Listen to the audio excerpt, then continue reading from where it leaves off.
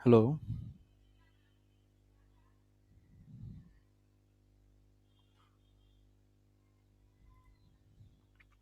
Hello, তোমরা কি শুনতে পাচ্ছ?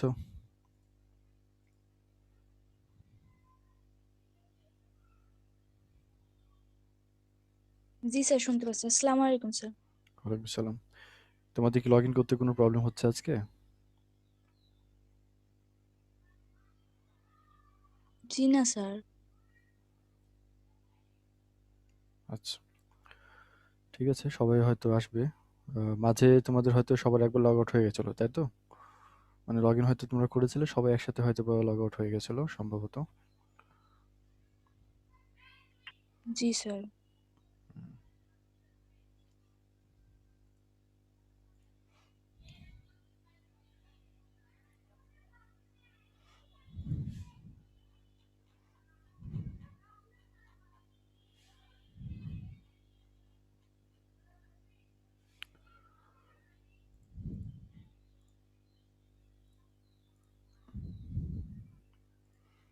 তো তোমরা হয়তো ইয়ে পেয়েছো, ক্লাস লেকচার গতদিন পেয়েছো আর কি, আশা করি সবাই। তো আমাদের যে চ্যাপ্টারটা চলছিল conservation of energy and momentum, এই চ্যাপ্টারটা আজকে আশা করি কমপ্লিট হয়ে যাবে। আমরা এর পরের দিন নতুন চ্যাপ্টার শুরু করব। আমাদের ওয়ান ডাইমেনশনাল কলিশন পর্যন্ত আমাদের প্রায় সবই কমপ্লিট। আমরা এখন আজকে টু ডাইমেনশনাল কলিশনে আমরা যাব, এবং তারপরে আর কিছু প্রবলেম পড়ে আমরা আজকে চ্যাপ্টারটা শেষ করবো আর কি। তো এই পর্যন্ত কারো কোনো প্রবলেম আছে কিনা? তোমাদের ক্লাস নোটটা পেয়েছো? এই পর্যন্ত কারো কোনো প্রবলেম আছে কিনা?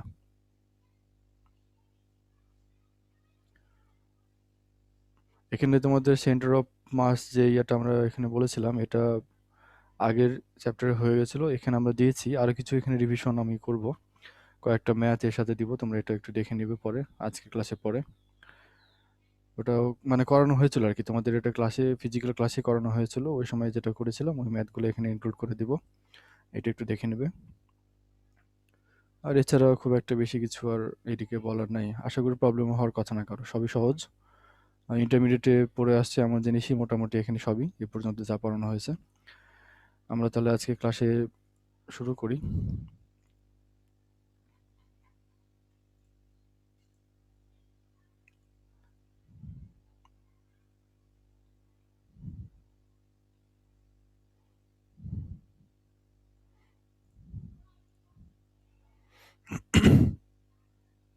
আচ্ছা, তো যাই হোক, আমরা এই পর্যন্ত যে কনজারভেশন অফ মোমেন্টাম যেটা আমরা পড়ছিলাম, সেটা যদি ইলাস্টিক কলিশন যদি হয়, সেখানে যে কনজারভেশন অফ মোমেন্টামের জন্য যে আমরা ইকুয়েশন পড়েছিলাম সেটা ছিল m1 v1 i plus m2 v2 i equals to m1 v1 f plus m2 v2 f। এটা যদি আমাদের ইলাস্টিক কলিশন যদি হয় তাহলে এটা, এবং তার জন্য আরও একটা কন্ডিশন ছিল যে 1/2 m1 v1 i square plus 1/2 m2 v2 i square equals to 1/2 m1 v1 f square plus 1/2 m2 v2 f square. আমাদের ইলাস্টিক কলিশন হওয়ার জন্য আমাদের এই দুটো কন্ডিশন ছিল, যে একে ফুলফিল যদি করে, মানে কলিশন হওয়ার আগের কাইনেটিক এনার্জি পরে কাইনেটিক এনার্জি যদি ম্যাচ করে, এবং আগের সাম অফ মোমেন্টাম এবং কলিশনের পরের সাম অফ মোমেন্টাম এটা যদি আমাদের ম্যাচ করে, তাহলে সেই কলিশনটাকে আমরা বলি ইলাস্টিক কলিশন। আর যদি ম্যাচ না করে যে কোনো একটা, তাহলে সেটাকে আমরা বলি যে ইনইলাস্টিক কলিশন। ম্যাচ করবে না কোনটা? ম্যাচ করবে না হলো আমাদের, সরি, হ্যাঁ, ম্যাচ করবে না বলতে গেলে কোনটা করবে না, সেটা হচ্ছে আমাদের ম্যাচ না করলে না করতে পারে, সেটা হলো এটা। এটা সবসময় ম্যাচ করবে, কিন্তু এটা করতেও পারে, নাও পারে, এটা একই সাথে। যদি ম্যাচ না করে তাহলে সেটা হলো আমাদের ইনইলাস্টিক কলিশন হবে, এটা আমরা বলেছিলাম। তো আমরা এই পর্যন্ত পড়লাম। এটার একটা এক্সাম্পল আমরা আজকে একটু দেখি যে এটা আমরা বাস্তবে কোথায় ব্যবহার করব। ধরো খুবই ফাস্ট কোনো একটা পার্টিকেল মুভ করছে একটা পাথে, সেই পার্টিকেলটার আমরা যদি স্পিড জানতে চাই, এটা মনে করি একটা মানে খুবই ফাস্ট একটা বুলেটই মনে করে এটা, এটা আমরা যদি এর স্পিডটা জানতে চাই তাহলে আমরা কী করে জানতে পারবো? তো সেটা আমরা ইকুয়েশনগুলো ব্যবহার করে এটাকে আমরা বের করতে পারবো। এখানে এটার যে নিয়ম, যে মেথডটা, এটা হচ্ছে আমাদের ব্যালিস্টিক পেন্ডুলাম বলা হবে এটাকে, ব্যালিস্টিক পেন্ডুলাম ব্যবহার করবো আমরা। এখানে যে মূলনীতিটা মূলত এই যে এটা আমরা যেটা আমি কথা কিছু শুনতে পাচ্ছি না, এটা কি কথা স্যার কিছু আমি কথা কিছু শুনতে পাচ্ছি না, এটা কি আমার সমস্যা নাকি অন্যরা শুনতে পাচ্ছে না? স্যার কথা ভেঙে ভেঙে আসছে, বুঝতে পারছি না। কথা ভেঙে যাচ্ছে। ও আচ্ছা, এটা তাহলে আমার এখানে নেটওয়ার্কের প্রবলেম হতে পারে, তোমাদের প্রবলেম না এটা। এটা আমার এখানেরই হয়তো। আমাদের না তো স্যার, স্পষ্টই আসছে স্যার। স্যার তোমাদের আমরা তো আসছে? শুনতেই পাচ্ছি ও সব। আচ্ছা আচ্ছা, তাহলে তোমরা যারা শুনছো না আমাদের তাদের সমস্যা নেটের প্রবলেম। হ্যাঁ, না, এটাও নেটের প্রবলেম তোমাদের। আমার এখানে আমি ক্লিয়ারলি দেখতে পাচ্ছি, আমি এখানে আর শুনতে পাওয়ার কথা যেটা বলছো, এটা বাকিরা যেহেতু বলছে যে পাচ্ছে, তার মানে এটা হয়তো তোমাদের প্রবলেম নেটের। আচ্ছা যাক, তোমরা ভিডিও যখন পাবে সেখানে তোমরা এটা স্পষ্টই পাবে আশা করি। আমরা একটু শেষ করি এটা, হ্যাঁ?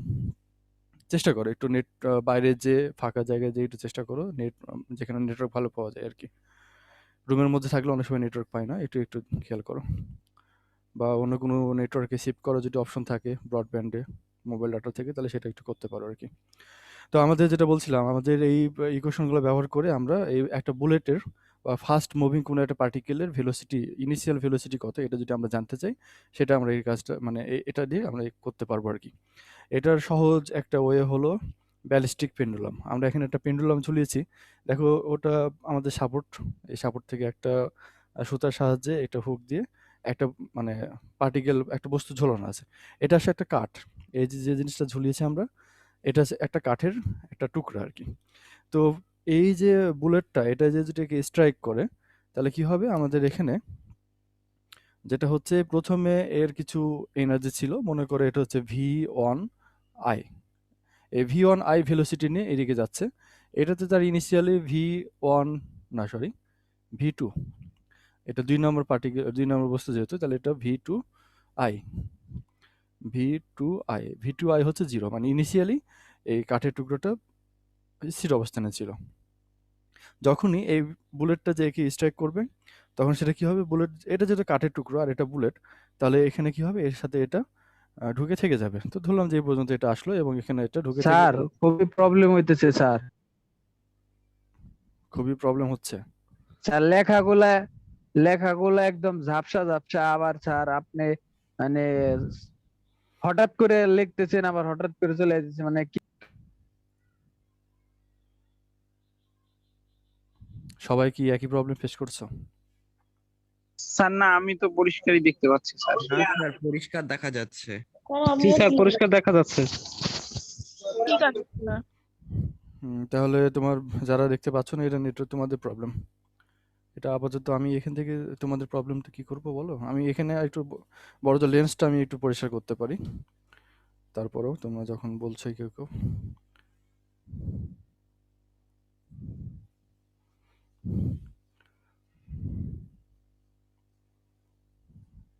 আশা করি আগে থেকে একটু ভালো দেখবে। আর নেটের স্পিড যদি বলো, আমি নেটের স্পিড আমি আরেকবার চেক করছি, না স্পিডও আমার এখানে ঠিক আছে, আমি এখানে 4 mbps নেটই পাচ্ছি। সুতরাং আমার এখান থেকে স্যার নেট, আপনার মনে হয় সমস্যা না। ক্যামেরা, আমার এখানে কোনোটারই সমস্যা আমি দেখছি না। হ্যাঁ, এটা তোমাদের পার্সোনাল প্রবলেম, তোমরা একটু ভালো জায়গায় যেয়ে একটু দেখো, মানে নেট যেখানে পাই, নেটওয়ার্ক যেখানে পাই, এমন জায়গায় একটু থাকো। ছাদের উপর উঠতে পারো, বাসার বাইরে যেতে পারো। হ্যাঁ, একটু একটু দেখো। তো যাই হোক, আমরা তাহলে বাকিটা করি। তাহলে এখানে যেটা বলছিলাম যে প্রথমে এর ভেলোসিটি আছে v1i, লিস্ট ভিউ, আচ্ছা স্পিকার ভিউ, ঠিক আছে। হ্যাঁ, তাহলে এটা হচ্ছে v1i এবং এর ইনিশিয়াল ভেলোসিটি হচ্ছে 0, যেটাকে আমরা বলছি v2i। তাহলে যখন এটা স্ট্রাইক করবে, স্ট্রাইক করে এর কাঠের ওই টুকরার মধ্যে ঢুকে এটা থেকে গেল। তো তার মানে হলো যে এটার যে কলিশন যেটা আমরা বলছিলাম, এই কলিশনটা কেমন কলিশন হবে, ইলাস্টিক নাকি ইনইলাস্টিক? এটা যদি কাঠের টুকরার মধ্যে আটকে থেকে যায়, তাহলে কলিশনটা হবে ইনইলাস্টিক কলিশন, তাই না? বুঝছো তো জি এটা? স্যার। হ্যাঁ, জি ইনইলাস্টিক স্যার। কলিশন, তার মানে হলো যে এটার আগের গতিশক্তির যোগফল এবং শেষ গতিশক্তির যোগফল সমান হবে না। আমরা এই জিনিসগুলো জানি যে যখন সংঘর্ষের পরে দুইটা জিনিস একই রকম মানে একসাথে অ্যাটাচড হয়ে যায়, সেটা সাধারণত এটা ইনইলাস্টিক কলিশনই হয়। তো এখানে একই ঘটনাই ঘটছে, এটা ইনইলাস্টিক কলিশন, তাহলে এই জিনিসটা আমাদের ফুলফিল করবে না। তাহলে এখানে যেটা আমরা সেকেন্ড কন্ডিশন যেটা বলছিলাম, এটা তাহলে মানছে না আর কি এক্ষেত্রে, শুধুমাত্র এটা মানবে। তাহলে আমরা যেটা পাবো সেটা হলো যে যখন এটা স্ট্যাক করে থেকে গেল, তাহলে এরপরে এটা এখানে এর ভরটা হয়ে যাবে, এটা মনে করো প্রথমে m1 ভর ছিল, এটা m2 ভর ছিল, তাহলে এটা সংঘর্ষের পরে এটা হবে m1 প্লাস m2 ভর, দুইটা মিলে হয়ে গেল। এবং সে এদিকে একটা গতিশক্তি পাবে, গতিশক্তি পেয়ে পেয়ে হয়তো বা সে এরকম একটা পজিশন পর্যন্ত উঠে আসবে। বুঝছো? কারণ হলো যখন এরকম স্ট্রেক করছে, এটা একটা পেন্ডুলাম, স্ট্রেক করলে পরে সে কি করবে, এখান থেকে একটু হলো উপরে উঠবে। এখন এখানে কতখানি উঠলো এইটুকু আমরা মেজার করতে পারি ইজিলি, কারণ এইটুকু হাইট কতখানি উঠলো এটা মেজার করা যাবে। এখন ওই যে হাইটটুকু উঠলো এটার জন্য তার এনার্জি দরকার, সেই এনার্জি কোথা থেকে পেলো?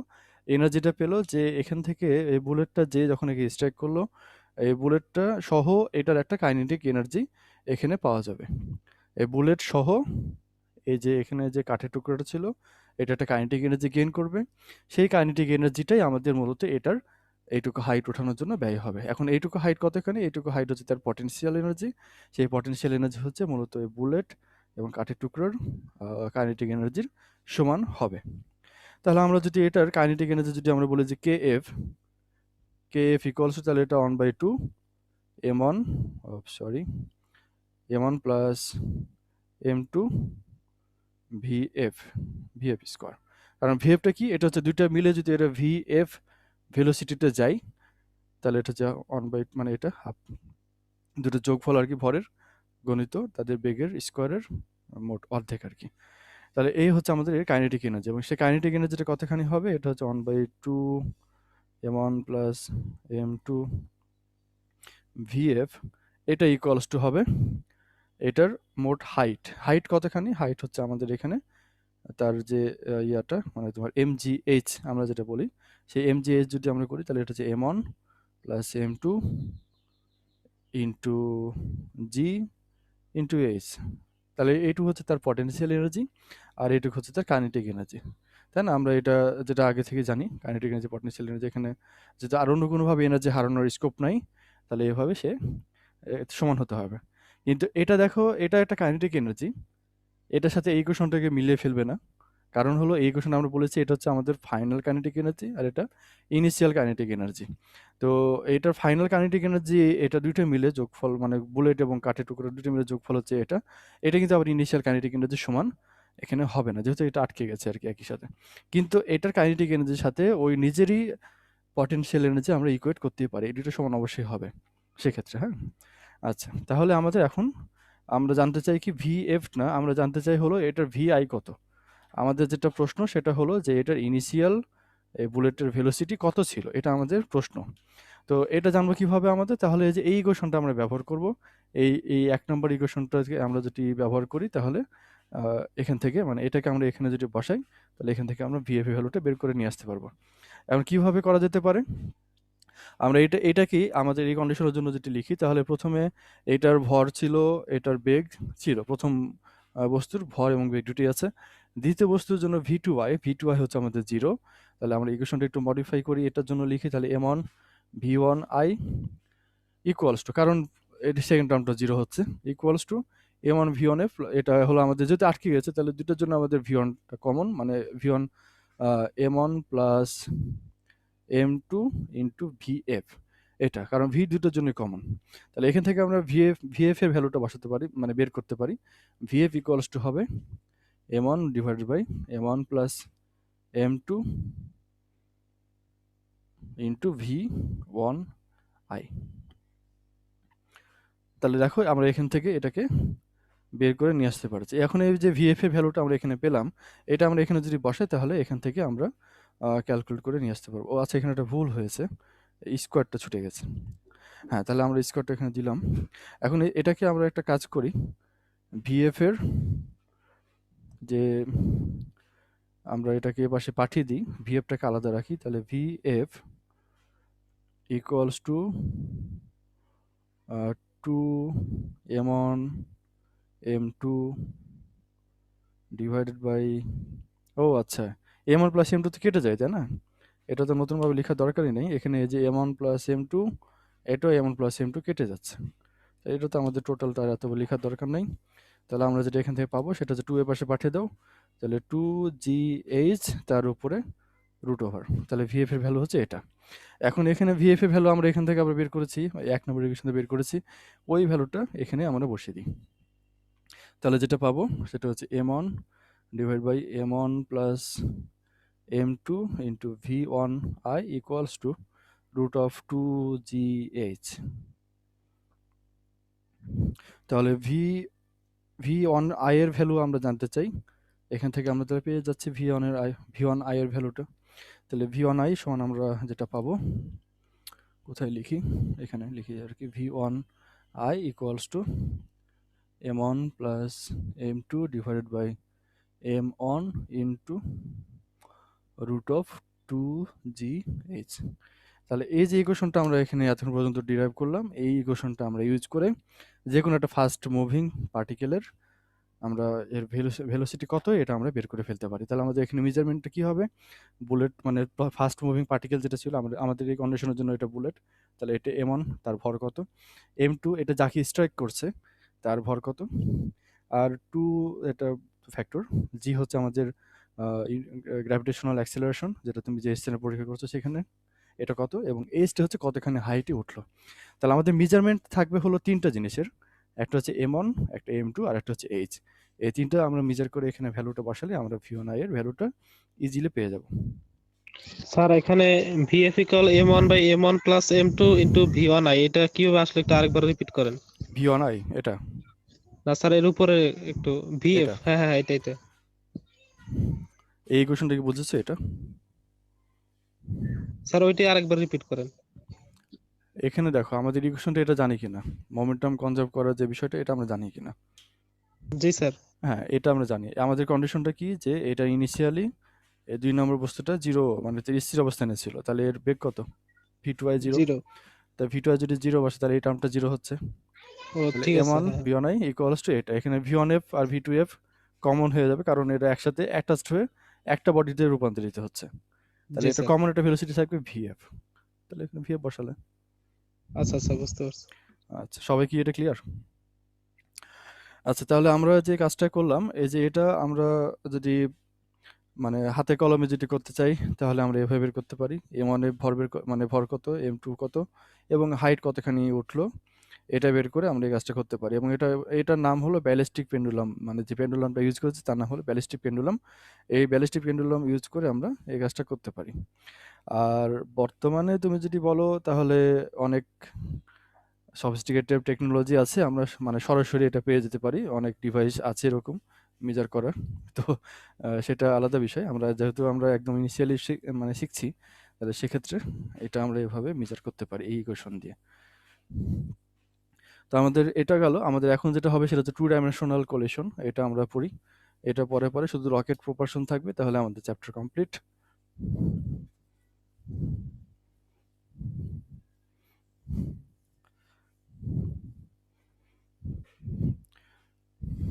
তোমাদের কি আরেকটা ক্লাস কি হচ্ছে?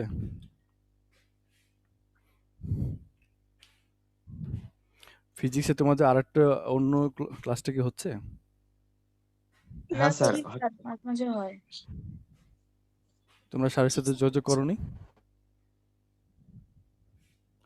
2 ডাইমেনশনাল কোলিশন স্যারের সাথে কি তোমরা যোগাযোগ করেছো যে স্যার ক্লাস নিচ্ছেন বা কবে নেবেন? ক্লাস তো হয়। ও আচ্ছা আচ্ছা, তাহলে খুব ভালো। তাহলে যাক আমাদের তাহলে 2 ডাইমেনশনাল কোলিশন আমরা এটা দেখি। আমাদের এই পর্যন্ত যা পড়েছিলাম, এটা 1 নম্বরের বডি ছিল m1, এর ইনিশিয়াল ভেলোসিটি ছিল v1i, এটা গেল। এবং 2 নম্বর বস্তুকে একদম যদি সেন্টার টু সেন্টার এরকম ভাবে মানে হেড অন কোলিশন যদি হয় তাহলে আমরা বলেছিলাম এটা 1 ডাইমেনশনাল কোলিশন হবে। কিন্তু এখন যেটা আমরা করতে যাচ্ছি 2 ডাইমেনশনাল কোলিশন, তাহলে এটা হেড অন কোলিশন হবে না, এটা একটু এর সেন্টারটা ডিসপ্লেসড হয়ে থাকবে। এখানে যে মনে করে স্ট্রাইক করলো তাহলে একটা যাবে হলো এরকম দিকে, আর একটা পার্টিকেল মানে এটা হয়তো বা এরকম দিকে যাবে। তাহলে 2 নম্বর মানে যেটা এখানে স্থির ছিল, সরি, যে পার্টিকেলটা স্থির ছিল সে হয়তো এখানে চলে আসলো, আর যে পার্টিকেলটা গতিশীল ছিল সে এগিয়ে স্ট্রাইক করে একটু ডিরেকশন চেঞ্জ করে এরকম দিকে যাবে। তাহলে তার ইনিশিয়াল ডিরেকশন ছিল এটা, ইনিশিয়াল ডিরেকশন থেকে এটা হয়তো বা থিটা ডিরেকশনে আর এটা হয়তো বা ফাই ডিরেকশনে এদিকে যাচ্ছে। তো এখানে দেখো আমাদের দুইটা ডাইমেনশন এখানে চলে আসছে, এটা যেহেতু স্ট্রেট লাইন, একটা লাইনের উপরে না, তাহলে এই কলিশনটা আমাদের হলো 2 ডাইমেনশনাল কলিশন। এখন এরকম 2 ডাইমেনশনের জায়গায় এটা 3 ডাইমেনশনও হতে পারে। তো আমাদের যে স্যার এখানে হেড অন হেড কলিশন হয়ে কি মানে ওইটা যে কোনো দুই পথের যে কোনো এক পথে যাবে এরকম বোঝাতে চাচ্ছেন স্যার এই গ্রাফটা দিয়ে? তোমার কথা বুঝিনি, তুমি আরেকবার বলো। আমি বলতে চাচ্ছি যে এই হেড অন হেড কলিশন হলো না স্যার, তারপরে স্যার না, এটা হেড অন কলিশন এটা হয়নি, এটা তোমার একটু অ্যাঙ্গেল করে হয়েছে। আচ্ছা এটা হচ্ছে তোমার গ্ল্যান্সিং কলিশন এটা। জি স্যার, তাহলে স্যার দুই দিকে মানে যে কোনো দুই দিকের যে কোনো একদিকে একবারে না না তো না, দুই দিকে যাবে, দুই দিকে যাবে। দুই দিকেই যাবে। আচ্ছা ঠিক আছে হ্যাঁ, স্যার। এই পার্টিকেল, এটা 1 নম্বর পার্টিকেলটা গেল এখানে, তাহলে এটা এই যে 1 নম্বর পার্টিকেল M1, এটা M2 ছিল, M2 পার্টিকেল এখানে চলে আসলো M2, বুঝছো? 1 নম্বর পার্টিকেলটা একদিকে, 2 নম্বর পার্টিকেলটা আরেকদিকে। জি স্যার বুঝতে পারছি স্যার। হুম। তোমরা তো ক্যারাম খেলেছো, ক্যারাম, মার্বেল এগুলো খেলেছো, তোমরা জানো এটা, মানে ওখানে যেরকম নিয়মে হয়, মানে প্র্যাকটিক্যালি তোমরা ওটা দেখো, ওই প্র্যাকটিক্যালি থিওরিটি আমরা আজকে দেখছি আর কি। আচ্ছা, তাহলে এটা যদি হতে হয় আমাদের কনজারভেশনের যে আমরা ইকুয়েশনগুলো যেটা জানি, ওই ইকুয়েশনগুলো আমাদের এখানেও এটা ফুলফিল করতে মানে হবে আর কি, ফুলফিল অবশ্যই হবে। তো একটা হচ্ছে আমাদের এইদিকে যেটা ধরতে পারি, এটা হচ্ছে আমাদের এক্স অ্যাক্সিস মনে করো, এটা হচ্ছে আমাদের ওয়াই অ্যাক্সিস। তো এখানে আমরা জানি যে যেটা পার্টিকেলটা যখন এরকমভাবে মুভ করে, তার আমরা দুইটা ভেলোসিটি পাই আর কি। একটা হচ্ছে আমরা v1i বলে, একটা v1f বলি, তাই না? আচ্ছা, যাক, তাহলে আমাদের দেখো, এটা আমাদের এই 1 নম্বর বডি ছিল, 1 নম্বর বডিতে 2 নম্বর বডিকে স্ট্রেক করলো, দিয়ে এই 2 নম্বর বডিকে এপাশে পাঠিয়ে দিল, আর ও নিজে এদিকে গেল। যখন এখানে আছে তার তো একটা ভেলোসিটি আছে, এই ভেলোসিটি হচ্ছে, এটা হচ্ছে আমাদের v1f, আর এটা হচ্ছে আমাদের v2f, এটা v1f, এটা v2f। আর ইনিশিয়ালি এটা কি ছিল, v1i, এটা ইনিশিয়ালি ছিল v2i। v2i হতে পারে 0, এটা হতে পারে এটা থেমে ছিল, অথবা চলছিল, এমনও হতে পারে। তো যেটাই হোক, তাকে স্ট্যাক করলে পারে তার এর যে ভেলোসিটি ছিল এটা মডিফাই হবে, এটা আপডেট হয়ে এদিকে গেল এটা v2f, এদিকে গেল এটা v1f। এখন এই v2f v1f এটাকে আমরা দুইটা ভাগে আবার ভাগ করতে পারি। এটা হচ্ছে আমাদের যখন এটা x ডিরেকশনে, এটা হচ্ছে v1, তুমি f x দাও বা xf দিতে পারো, একই ব্যাপার। এটা হচ্ছে v1 f y, একই রকম নিয়মে এটা হচ্ছে v2 f x, এটা হচ্ছে v2 f y। এটা বুঝতে পারছো কিনা একটু দেখো। আমরা একটু কম্পোনেন্ট ফর্মে লিখছি, কম্পোনেন্ট মানে তোমরা ভেক্টরের কম্পোনেন্ট যেরকম ভাবে লিখো, ওই একই নিয়মে ভেক্টরের কম্পোনেন্ট ফর্মে যদি আমরা যাই, তাহলে আমরা এভাবে লিখতে পারি আর কি। তাহলে সরি, একটু দাঁড়ো, হ্যাঁ, তাহলে যেটা আমাদের ছিল যে v1f কে যেটা আমরা কম্পোনেন্ট ফর্মে লিখতে চাই, তাহলে এটা হচ্ছে x এর দিকে v1fx আর y দিকে v1fy। একই রকম ভাবে v2f, এটাকে যদি আমরা কম্পোনেন্ট ফর্মে লিখতে চাই, তাহলে x এর দিকে এটা হচ্ছে v2fx আর y দিকে v2fy। তো যাই হোক, আমাদের অ্যাঙ্গেলগুলো আমরা এখানে লিখেছি। অ্যাঙ্গেলটা হচ্ছে, যেহেতু এটা যদি থিটা হয় তাহলে এটা অবশ্যই থিটা, এটা যদি ফাই হয় তাহলে এটা ফাই, বুঝছো?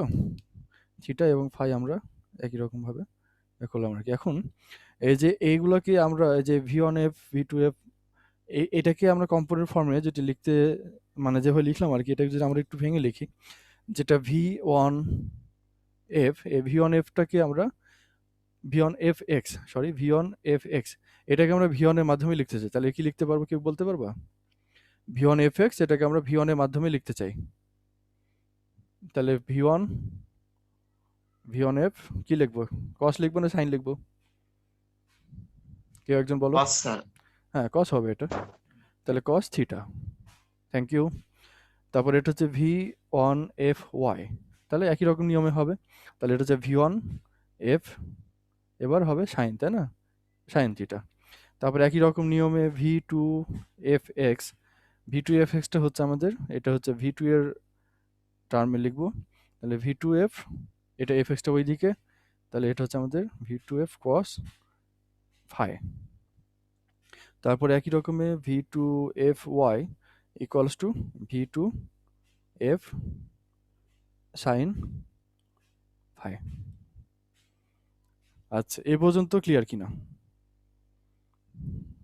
জি স্যার। কারো কোনো কিছু বলার নাই এ পর্যন্ত? একটা থাকা উচিত, সেটা হলো একটা মাইনাস। এই ভি টু এফ এটা একটা মাইনাস এখানে থাকবে। এখন এই মাইনাসটা কিভাবে আসলো? দেখো আমাদের আগে কম্পোনেন্ট, মাইনাসটা পরে বলছি, আগে তুমি কম্পোনেন্টগুলো দেখো। আমাদের যে এখানে যেহেতু যার সাথে মানে অ্যাঙ্গেল আছে তার সাথে কস থাকে, একদম সহজ কথা যদি বলতে চাও আর কি। তাহলে এখানে ভি অন এফ এক্স, এটা সমান হলো V on F cos theta. একই রকম নিয়মে ভি টু এফ এক্স, এটা হচ্ছে V two F cos phi. তো এই নিয়মে এটা বাকিগুলো লেখা, এবং সাইনটা তার অপোজিট এভাবে লেখা হলো, এটা তোমরা জানো কম্পোনেন্ট ফর্মে লেখা। এখন এই মাইনাসটা কি কারণে আসলো, সেটা হলো মাইনাসটা আছে নিচের দিকে। আমরা যখন যে কোনো সময় যখন অ্যাঙ্গেল মেজার করি, অ্যাঙ্গেলটা ধরো এই অ্যাঙ্গেলটা যদি আমরা বলি, তাহলে অ্যাঙ্গেলটা মেজার করি এই ডিরেকশন বরাবর, তাহলে এইটুকু হচ্ছে আমাদের ধরলাম থিটা।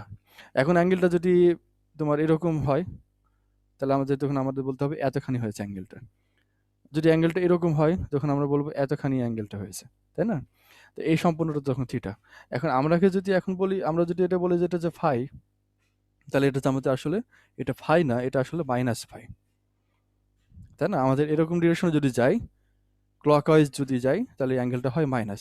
তো এটা তোমরা জানো যে এখানে যেহেতু আমাদের অ্যাঙ্গেলটা মাইনাস, এবং ওই জায়গাতে মানে এই কোয়াড্রেন্টে সাইন যেহেতু নাই আর কি, তাহলে সে কারণে এটা মাইনাস এখানে একটা থাকছে আর কি। তো যাই হোক, তাহলে এই কারণে এটা মাইনাস আসলো যেহেতু অ্যাঙ্গেলটা নিচের দিকে, এবং এই sine minus phi equals to minus sine phi, এটা তোমরা জানো, এই কারণে এটা মাইনাস হলো। আচ্ছা, তাহলে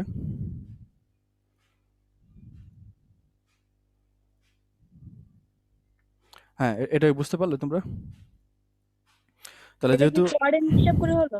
হ্যাঁ, কোয়াড্রেন্ট হিসাব করে বলতে পারো তুমি। এটা ২ রকম নিয়মে বলতে পারো। একটা হচ্ছে কোয়াড্রেন্ট হিসাব করে, আর একটা তুমি ভেলোসিটি টার্মে আমরা পরে বলবো, এটা নিয়েও বলতে পারো।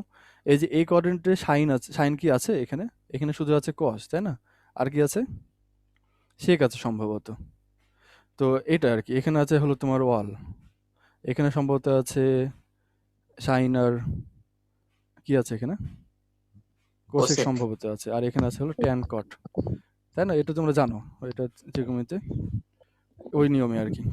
তো আমরা যখন এই অ্যাঙ্গেলের মধ্যে আছি, এটা যে ফাই, তাহলে তুমি যদি এরকম ভালো যে cos minus phi equals to মানে কস ফাই, তাই না? কস মাইনাস ফাই সমান কস ফাই, এটা সমান, তাহলে এখানে পজিটিভই থাকছে। কিন্তু সাইন মাইনাস ফাই সমান কিন্তু মাইনাস সাইন ফাই। তো থাক, তাহলে আমরা ওই নিয়মটা এখানে ফলো করতে পারি, সেই নিয়মে আমরা এটা বললাম। এখন আমাদের এই যে কম্পোনেন্টগুলো লিখলাম, আমাদের যে ইকুয়েশন আমরা জানি যে মানে তোমার কনজারভেশন অফ মোমেন্টামের যে ইকুয়েশন আমরা জানি, ওই ইকুয়েশনটা এমনি যেভাবে ফলো করে ফুলফিল হয়, এটা কম্পোনেন্ট ফর্মও একই রকমভাবে এটা অবশ্যই ফলো করবে। তাহলে কম্পোনেন্ট ফর্মে যদি আমরা লিখতে চাই আর কি, তাহলে এটা যেটা মানে লিখবো, এটা হচ্ছে V one I plus M one আর কি, M one V one I plus M two V two I equals to M one V one F plus M two V two F. এটা আমরা এমনি নর্মালি লিখি, কিন্তু component ফর্মে লিখলে এটাকে আমরা V one I X V two I X F X F X, F এই তো। তাহলে এটা এক্স অ্যাক্সিসের জন্য এটা এরকমভাবে লিখবো, তাহলে ওয়াই অ্যাক্সিসের জন্য একই রকমভাবে লিখবো M one V one I Y plus M two V two I Y equals to M one V one F Y plus M two হ্যাঁ M two V two F Y. তাহলে component ফর্মে এটা একই রকমভাবে fulfil করছে। এখন তুমি এখানে যে ভ্যালুগুলো পেলে, ওই ভ্যালুগুলো এখানে তুমি ইচ্ছে করলে বসিয়ে দিতে পারো, এবং তারপরে তুমি আরও 2টা ইকুয়েশন পাবে। সেই 2টা ইকুয়েশন তাহলে আমরা লিখি কম্পোনেন্টগুলো বসিয়ে দিয়ে। তাহলে এটা হচ্ছে M one V one I X plus M two V two I X equals to M one, আচ্ছা হ্যাঁ, তাহলে এখন আমরা এই যে ভি ওয়ান এফ এক্স এর ভ্যালুটা বসাতে চাই। ভি ওয়ান এফ এক্স এর ভ্যালু হলো ভি ওয়ান কস থিটা, তাহলে V one F cos theta plus M two, এবার ভি টু এফ এক্স আমরা বসাতে চাই। ভি টু এফ এক্স এর ভ্যালু হচ্ছে এই যে এটা ভি টু এফ, তাহলে এটা V two F cos phi, হ্যাঁ V two F cos phi. তারপরে আমরা পরের ইকুয়েশনটা লিখি m1 v1 iy plus m2 v2 iy equals to, তাহলে আবার আমাদের এটা ভ্যালু জানা দরকার, m1 v1 fy, v1 fy এর ভ্যালু হচ্ছে v1 sin থিটা, তাহলে এটা হচ্ছে m1 v1 f আর কি, v1 f sin theta plus m2, এবার v2 fy এর ভ্যালুটা কত, v2 fy এর ভ্যালু হচ্ছে minus v2 f sin phi, তাহলে এখানে আর প্লাস চিহ্নটা থাকছে না, এটা মাইনাস হয়ে গেল, এটা v2 f sin phi। তাহলে আমাদের টু ডাইমেনশনাল কোলিশনের জন্য আমরা যে কম্পোনেন্ট মানে যে রুলটা পাবো সেই রুলটা হচ্ছে যে এটা আমাদের ইকুয়েশনটা মূলত এই যে পরের দুইটা ইকুয়েশন যেটা লিখলাম এই দুইটা ইকুয়েশন আমাদের ফলো করতে হবে তাহলে টু ডাইমেনশনাল কোলিশন হলে। তাহলে এই যে থিটা কোনটা ফাই কোনটা এটা মনে রাখতে হবে। আমাদের ডিরাইভেশন আমরা যেটা এই পর্যন্ত লিখলাম, আমাদের এই ডিরাইভেশন অনুযায়ী প্রথম পার্টিকেলটা তার ইনিশিয়াল ভেলোসিটির সাথে যে অ্যাঙ্গেলটা তৈরি করেছে সেটা হলো থিটা। ইনিশিয়াল ভেলোসিটি ছিল এই ডিরেকশনে, এর সাথে যে অ্যাঙ্গেলটা তৈরি করলো প্রথম পার্টিকেলটা তার অ্যাঙ্গেল হচ্ছে থিটা। আর দ্বিতীয় পার্টিকেল যেটা ছিল ও স্থির হতে পারে, মানে জাস্ট v2 ভেলোসিটি আমরা বলি, এই v2 ভেলোসিটিটা ছিল এটা, মানে ওর যে মানে এই v1 i এর যে ইনিশিয়াল ডিরেকশন যেটা, ওই ইনিশিয়াল ডিরেকশনের সাথে এটা ফাই অ্যাঙ্গেল তৈরি করেছে। এই অ্যাঙ্গেলগুলো একটু মনে রাখতে হবে। ওই অ্যাঙ্গেল অনুযায়ী আমাদের যে কনজারভেশন রুল হয় কম্পোনেন্ট ফর্মে টু ডাইমেনশনের জন্য সেটা এরকম হয়, বুঝছো? আর যদি তুমি এটাকে যদি থিটাকে ফাই করো, ফাইকে যদি থিটা করো, তাহলে আমাদের এখানে এটা চেঞ্জ হয়ে যাবে। তুমি কোনটা ধরছো, তোমার ফিগার যেটা আঁকাবে সেই আঁকানো অনুযায়ী আমাদের ইকুয়েশনগুলো হবে। তো এটা নিয়ে ঘাবড়ানোর কিছু নেই। তুমি হয়তো এটাকে থিটা না ধরে এটাকে ফাই ধরে নিয়েছো, এটাকে থিটা ধরে নিয়েছো, কোনো সমস্যা নেই, ধরতেই পারো, বুঝছো? কিন্তু তোমার ওই অনুযায়ী ইকুয়েশনটা লিখতে হবে। তুমি যেটা ধরবে সেই অনুযায়ী এটা ইকুয়েশন হতে হবে। হ্যাঁ, কে বলছো কথা? আর হচ্ছে মানে এই ইকুয়েশন গুলো কি শুধু ম্যাথের জন্য লাগবে নাকি আমাদের প্রতিপাদনটা করে দেখাতে হবে? আমরা এখানে যেগুলো প্রতিপাদন করছি এটা সবগুলোই প্রতিপাদন তোমাদের করে দেখাতে হতে পারে। মানে প্রশ্ন থাকলে দেখাবে, না থাকলে তো দেখানোর দরকার নেই। হ্যাঁ, প্রশ্ন থাকবে আর কি, প্রতিপাদনের প্রশ্ন থাকবে এবং এটাই বেশি থাকবে, ম্যাথ কম থাকবে। তোমরা হয়তো এমনি আগে ক্রিয়েটিভ পড়েছো, ক্রিয়েটিভ কোশ্চেনে তোমাদের হয়তো এরকম ম্যাথ করতে হতো, স্যার আজকে আমি একটা কথা বুঝতে পারছি না স্যার, নেটে খুবই প্রবলেম করতেছে, কিন্তু সবাই তো খুবই প্রবলেম করতেছে। এই কথা বলছে সব না। স্যার আপনার কথা ভেঙে ভেঙে আসতেছে, স্যার লেখাগুলা ঝাপসা। আপনার স্যার প্রতিদিন যে এখানে বসে ক্লাস করি এখানে বসে ক্লাস করতেছি, এই সমস্যা আজকে। এটা কি শুধু আজকে নাই স্যার ক্লাস এটা কি শুধু আমার ক্লাসই না, এটা সব ক্লাসেই একই রকম হচ্ছে? আমার আগে কি আর কোনো ক্লাস হয়েছে তোমাদের আজকে? স্যার আমরা তো বুঝতে পারছি। আজকে তো স্যার না স্যার, আজকে তো আপনার এই ফার্স্ট ক্লাস। আজকে আমারই ফার্স্ট ক্লাস, তাই না? তাহলে পরে মানে প্রবলেম হলে এটা তোমাদের সবারই হওয়ার কথা। আমার এখান থেকে প্রবলেম হলে এটা সবারই প্রবলেম, মানে ফেস করার কথা শুনতে বা লেখা দেখতে। কিন্তু সবাই যেহেতু প্রবলেম বলছো না, তার মানে এটা আপনি কিভাবে সলভ করবেন? সেটাই তো কথা। তো তুমি একটু আমি তো ভিডিও দিয়ে দিই, তুমি ভিডিওটা একটু দেখে নিও পরে। হ্যাঁ, একটা কথা বুঝতে পারতেছি না স্যার, একটা কথা বোঝা যাইতেছে না, একটা কথা বোঝা যাইতেছে না। হ্যাঁ আমি বুঝতে পারছি, তুমি বলছো তোমার কথাটাও ভেঙে ভেঙে আসছে, আমিও তোমার কথা ক্লিয়ার শুনতে পাচ্ছি না। হ্যাঁ, ভেঙে ভেঙে আসছে তোমার কথা। তো তুমি একটু ভিডিওটা পরে দেখে নিও। তাহলে আমাদের এই টু ডাইমেনশনাল কোলিশন কি আমরা বুঝতে পারলাম?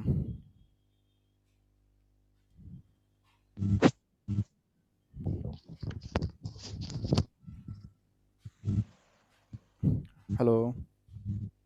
হ্যাঁ স্যার বুঝতে পারছি। আচ্ছা, তাহলে টু ডাইমেনশনাল যখন কোলিশন হলো, আমরা এই একই রকম ভাবে থ্রি ডাইমেনশনাল কোলিশনও আমরা যেতে পারি।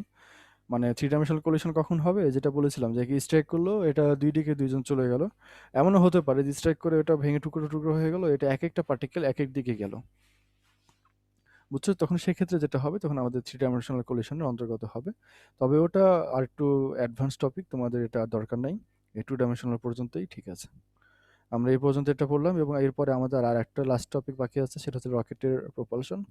একটা রকেট কিভাবে মুভ করে সেটা তোমরা জানো, এটাও আমাদের মূলত কনজারভেশন অফ মোমেন্টামটাই ফলো করে এবং সেভাবে এটা প্রপোর্শন হয় আর কি। আমাদের ক্যামেরা চলে যাচ্ছে মনে হয়।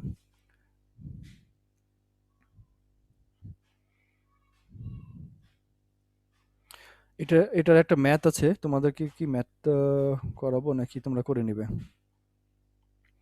আমরা যেটা করলাম এটা দিয়ে আমাদের একটা ম্যাথ আছে, তোমরা এটা করে নিতে পারবে না? তোমাদেরকে আমি এটা দিয়ে দিব, একটু চেষ্টা করো, যদি না পারো আমাকে সামনের ক্লাসে বলবে, আমরা দেখাই দেবো, ঠিক আছে? স্যার আপনি দিয়ে দিন। একদম ইজি, জাস্ট যে ইকুয়েশন আমরা ডিরাইভ করলাম সেই ইকুয়েশনটা অনুযায়ী আমাদের ম্যাথটা হবে আর কি।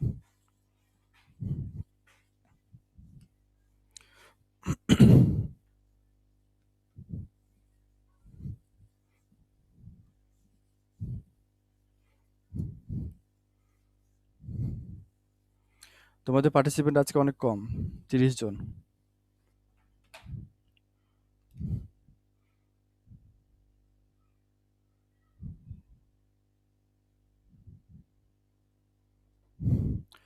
Rocket propulsion.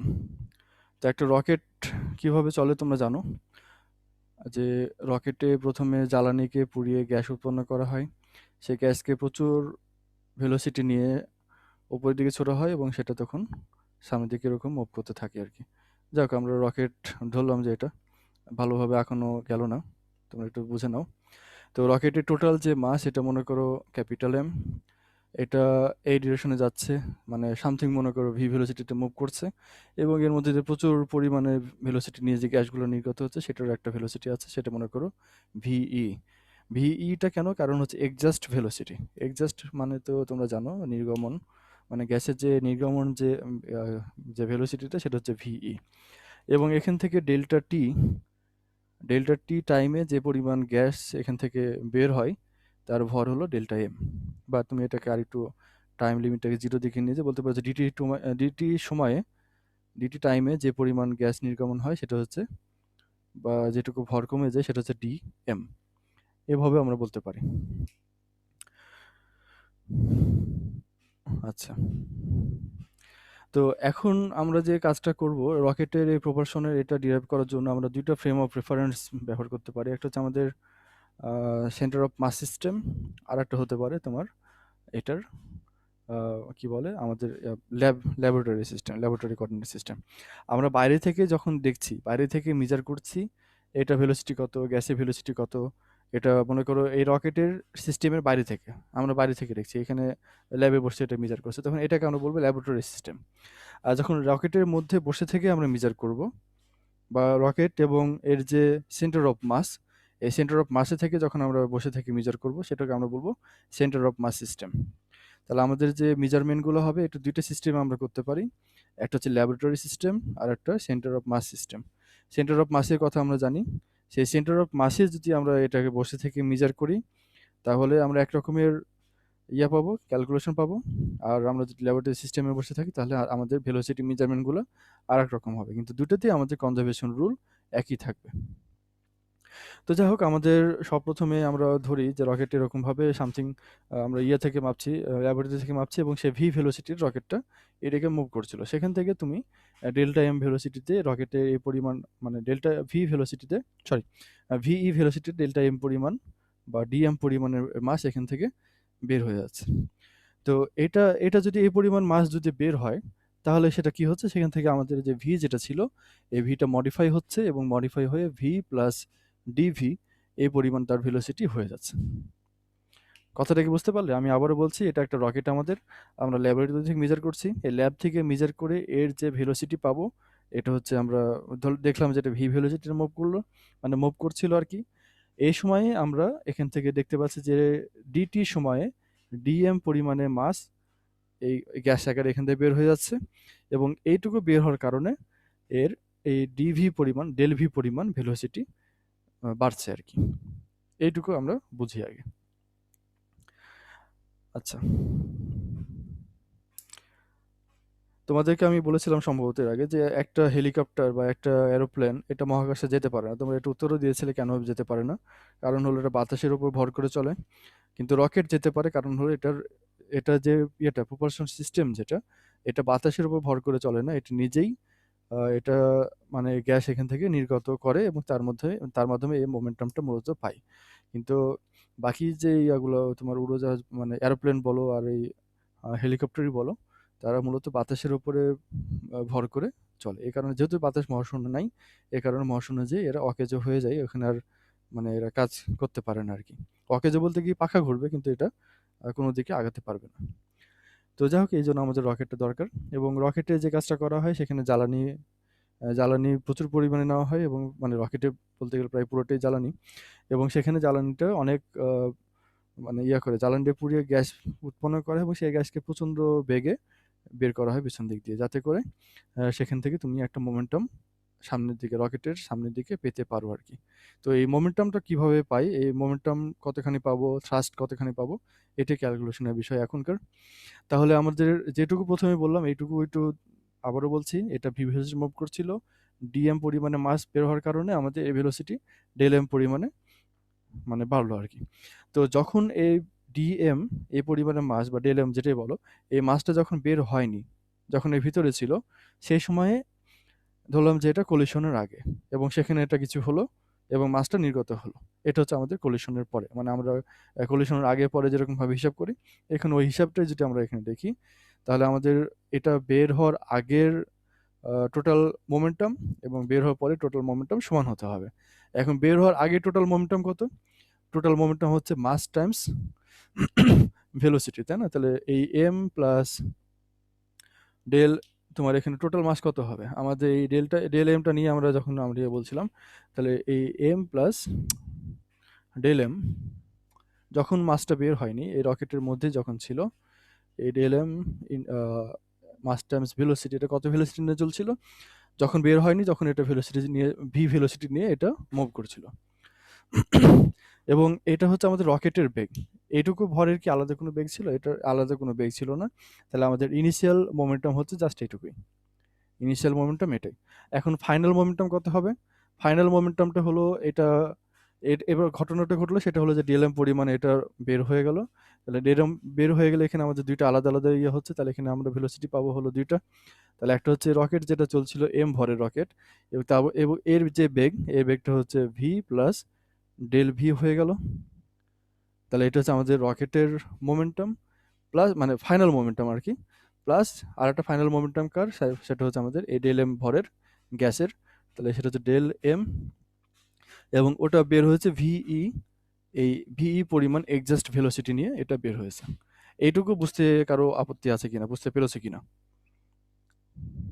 জি স্যার পারছি। হ্যাঁ, তো এখানে আরেকটা বিষয় হলো যে ভিই যে ভেলোসিটিটা, এটা এটা এটা তোমার হলো রকেটের রেসপেক্টে ভিই ভেলোসিটি নিয়ে, কিন্তু এটা আমাদের যখন ল্যাব থেকে মাপছি সেটা কিন্তু ভিই হবে না, এটা হবে ভি মাইনাস ভিই। বুঝছো? এটা একটু দেখা বোঝার বিষয়। শুরুতে রকেটের বেগ 0 ছিল কিনা এটা question জিরো। তোমার? হ্যাঁ হ্যাঁ, শুরুতে রকেটের বেগ 0 হতে পারে। হ্যাঁ, 0 একদম, তুমি যদি বলো যে আমরা যে রকেট স্টার্টে দিই তখন তো অবশ্যই 0, কিন্তু আমরা বলছি যখন চলছে, এই চলার মুহূর্তে কোনো একটা সময় তার আমরা এভাবে হিসাব করতে পারি। আর যদি একদম মানে তুমি যখন করোনি, অন করোইনি, মানে জাস্ট স্থির অবস্থানে আছো, তখন তো অবশ্যই ভেলোসিটি 0, বাম দিকে টোটালটাই 0 হয়ে গেল তখন। বুঝছো? সেটাও আমরা দেখব।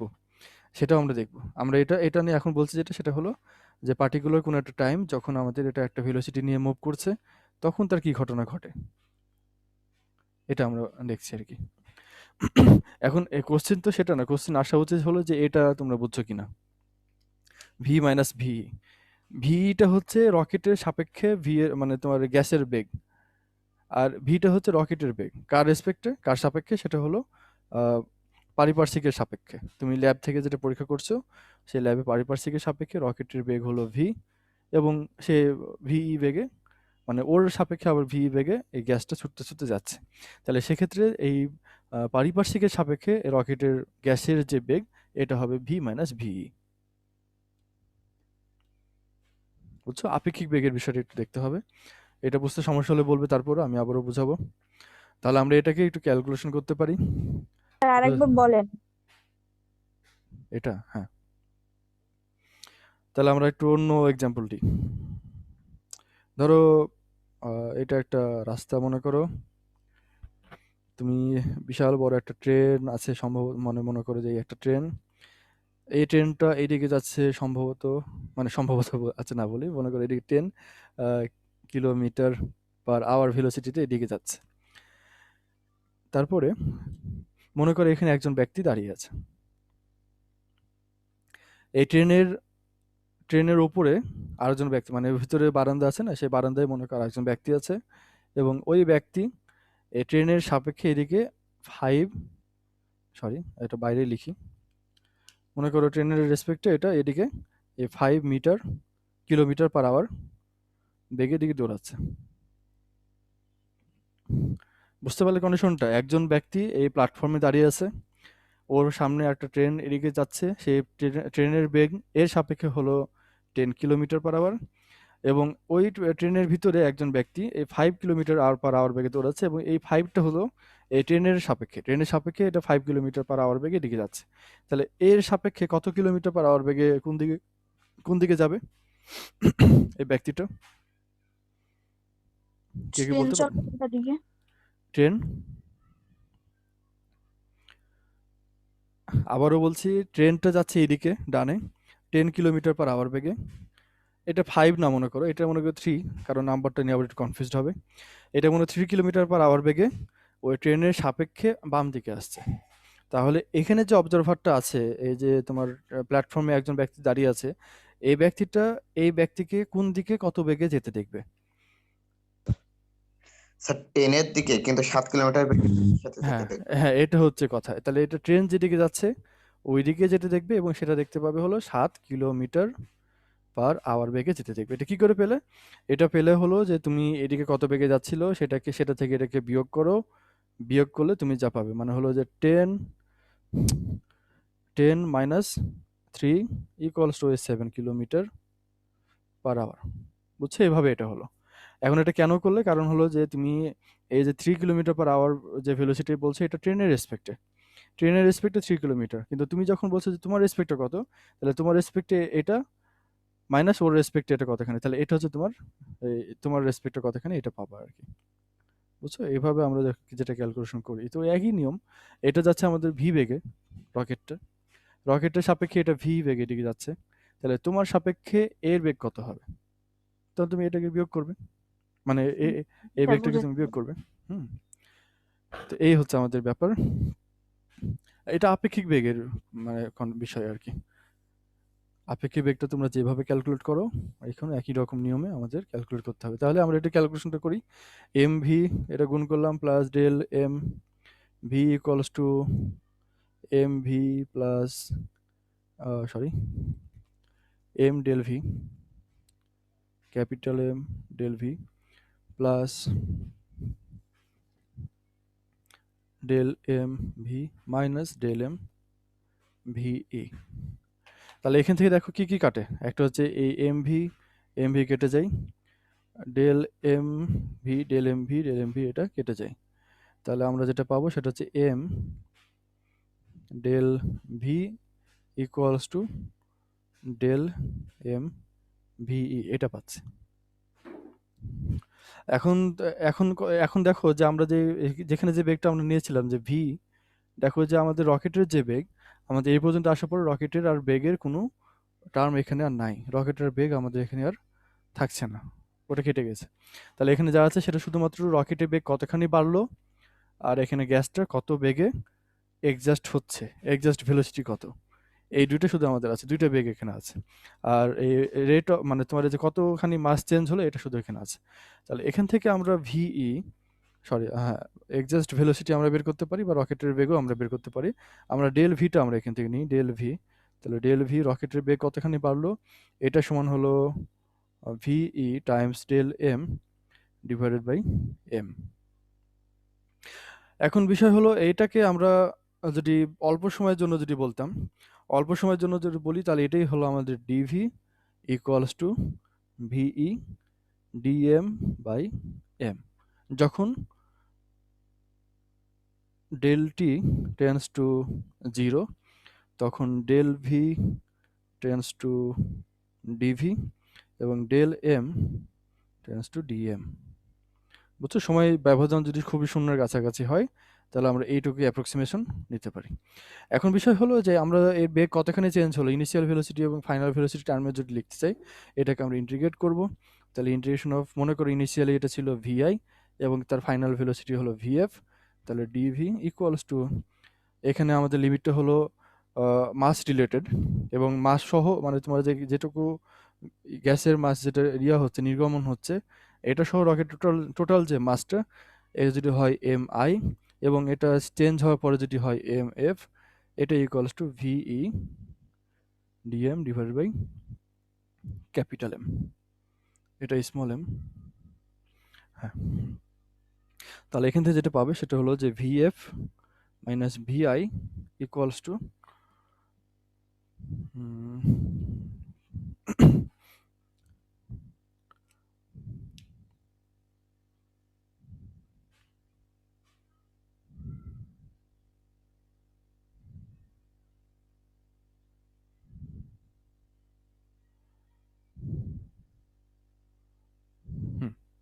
ঠিক আছে। তাহলে এখান থেকে এটা এটা এটা দেখো আমাদের যে ইয়ারটা আছে এম, এই এম এ একটা আমাদের একটা ইয়া থেকে গেছে তোমার ডেল এম, যেটা ডেল এমটা হচ্ছে আমাদের রকেটের ভর কতখানি চেঞ্জ যেটা হলো, তোমার এই গ্যাসের কতখানি চেঞ্জ হলো। এখন আমরা যে কাজটা করতে পারি, এটা আরেকটু, এটা এখন এটা লিমিটটা না বসে, লিমিটটা আরেকটা লাইন পরে করি। এটুকু তোমরা বুঝতে পেরেছো আশা করি, এটা আমরা মুছে দিলাম।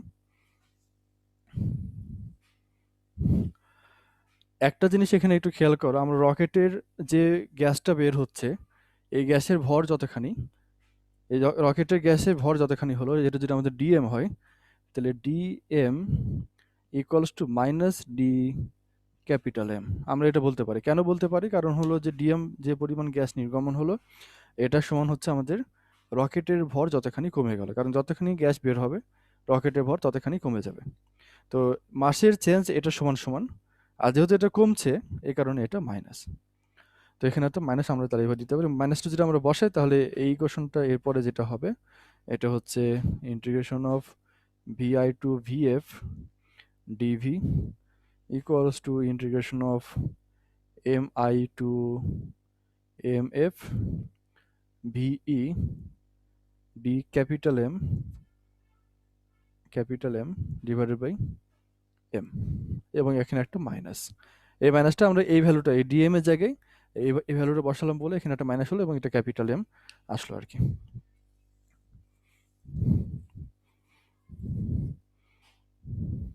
তাহলে এখান থেকে আমরা যেটা পাবো সেটা হচ্ছে VF minus VI equals to, আবার তুমি এটাকে ইয়ার যদি বসাও, লিমিট যদি বসাও তাহলে এখানে ভিই লন একবারে করে দিই এম, তোমার এখানে M F minus M I হবে, তাই না, M F minus M I. তাহলে এটাকে তোমার যদি ইয়া করো, মাইনাসটা সহ যদি চেঞ্জ করো তাহলে এটা এম আইটা উপরে যাবে এবং এম আইফটা নিচে আসবে। এটা একটু করবে তোমরা বাসায়, কি করে হলো এটা বুঝতে পারছো তো? তোমার এখানে যে integration of 1/x dx equals to ln X Y, তাহলে এখানে তার মানে এটা লন এম হওয়ার কথা, তাই না, লন এম এ তুমি এবার লিমিট বসাও, তাহলে এটা লন এফ মাইনাস লন, মানে ln M F minus ln M I. তো এটা আবার মাইনাস আছে, আবার একটু উল্টা হবে, তাহলে এবার তুমি যেটা পাবে সেটা হচ্ছে ln M I minus ln M F, এই ভ্যালুটা এভাবে আসছে। তাহলে তুমি ভিএফ মাইনাস ভিআই, তোমার এই যে মানে রকেটের যে ভেলোসিটি ছিল এই ভেলোসিটি যতখানি চেঞ্জ হলো সেটা আমাদের নির্ভর করছে এই জিনিসটার উপরে। তাহলে চেঞ্জ ইন ভেলোসিটি, আমরা যদি এটাকে ডেল্টা ভি যদি বলি, delta V is proportional to escape velocity অথবা is proportional to ln M I by M F. তার মানে তুমি এটা যত বেশি তুমি ভর বের করতে পারবে এটা ভেলোসিটি তত বেশি বাড়বে, অথবা যত বেগে বের করতে পারবে এটা ভেলোসিটি তত বাড়বে। আমাদের ভরটা বাড়ানো থেকে এই বেগটাকে যদি আমরা বেশি করতে পারি তাহলে আমাদের জন্য বেশি সুবিধাজনক, অল্প ভরে আমরা বেশি পরিমাণে থ্রাস্ট পাবো আর কি। তো আমাদের তাহলে যে ভেলোসিটি যে বিষয় আমরা যখন এটা লিখলাম, এটা তো তোমরা দেখলে যে ডেল ভি কোথায় জানি লিখলাম, এটা মুছে দিয়েছি আর কি। তো ভেলোসিটি আমরা কতখানি চেঞ্জ আমরা এটা পেয়েছি, এই ভেলোসিটি চেঞ্জ থেকে আমরা এটা থ্রাস্ট পেতে পারি, সেটা হলো যে এই এম ডিভি, একটা ইকুয়েশন লিখেছিলাম M DV equals to VE DM, এটা আমরা এক জায়গাতে পেয়েছিলাম আর কি। এবং এটাকে আমরা এই ভ্যালুটা যদি এখানে বসাই তাহলে এটা মাইনাস ভিই ডি ক্যাপিটাল এমও বলতে পারি। তাহলে এখান থেকে তুমি যেটা থ্রাস্ট পেতে চাও, থ্রাস্ট মানে যে ফোর্স, এটা সমান হলো, এটাকে জাস্ট টাইমের রেসপেক্টে ডেরিভেটিভ নিয়ে নাও, তাহলে M DV by DT equals to VE DM by DT equals to minus VE D capital M by DT. তাহলে এই পরিমাণ থ্রাস্ট তুমি রকেটের উপরে পেতে পারো আর কি। তো rate of change of velocity, rate of change of mass, rate of change of mass. তোমাদের কি এই পর্যন্ত ক্লিয়ার হলো? বিষয়টা কি বুঝতে পারছো তোমরা?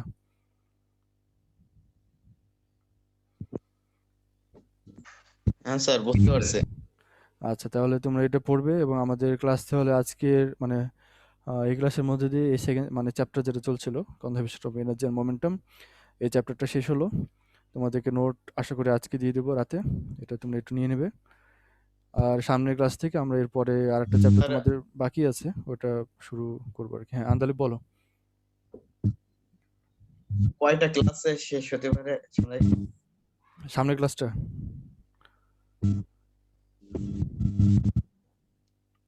কি বললে? স্যার সামনে আপনারা কয়টা চ্যাপ্টার ক্লাস নেবেন, মানে আপনি কয়টা চ্যাপ্টার করাবেন? তোমরা কি করতে চাও না চাও না? না স্যার, আমি কি জিজ্ঞেস করছি, অন্যান্য স্যাররা মানে কমপ্লিট করে দিচ্ছে তো ওই জন্য। আচ্ছা ঠিক আছে। শেষ হবে? বুঝিনি, রমজানের আগে শেষ হওয়ার কথা না, শেষ নাও হতে পারে, যেহেতু তোমার রমজানের আগে সামনের মাসে রমজান। আমরা আর কয়টা পাবো? 4টা ক্লাস হারলে এর মধ্যে পেতে পারি। তো 4টা ক্লাসে একটা চ্যাপ্টার শেষ করলে তোমাদের উপরে জুলুম হয়ে যাবে আর কি, এটা ঠিক হবে না। আর এভাবে আমি ক্লাসও নিব না। আপনি কি ক্লাস নেবেন স্যার? বুঝিনি তোমার রমজান মাসে ক্লাস নেবেন? হ্যাঁ, আমার তো ক্লাস নিতে সমস্যা নেই, তোমরা ক্লাস করলে আমার তো ক্লাস নিতে প্রবলেম নেই। স্যার, আমাদের ক্যাম্পাস খোলার সিদ্ধান্ত মানে কেমন কি?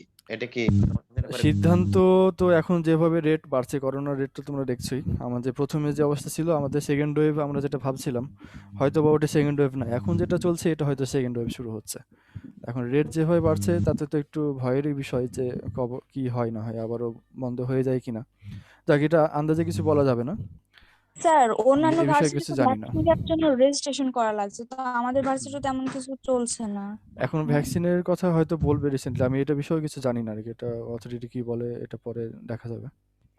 এখন যদি ভ্যাকসিন নিয়ে শুরু করে তাহলে ভালো, আমাদের তো একটা ডেট আছে, সেই ডেট পর্যন্ত আগে যাই, দেখা যাক কি হয়।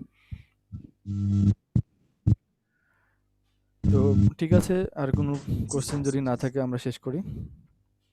তোমাদের আর একটা চ্যাপ্টার আমি হয়তো নিব, হ্যাঁ, আর একটা চ্যাপ্টার তোমাদের এই যে ইলাস্টিক, নাম ভুলে এলাম চ্যাপ্টারটার। আচ্ছা একটু দেখে নিচ্ছি, দাঁড়াও। ইলাস্টিসিটি একটা চ্যাপ্টার আছে তোমাদের, চ্যাপ্টারের নাম্বার সম্ভবত 4 কি 5 হবে। যাই হোক, ওই ইলাস্টিসিটি চ্যাপ্টারটা শুধু আমরা নিব, আর এটা দিয়ে আমরা তোমাদের কোর্সটা কমপ্লিট করবো আর কি, বাকি ক্লাসগুলো সার নেবেন। তো ঠিক আছে, সবাই ভালো থেকো তোমরা, আল্লাহ হাফেজ। জি স্যার, আসসালামু আলাইকুম। ওয়ালাইকুম আসসালাম।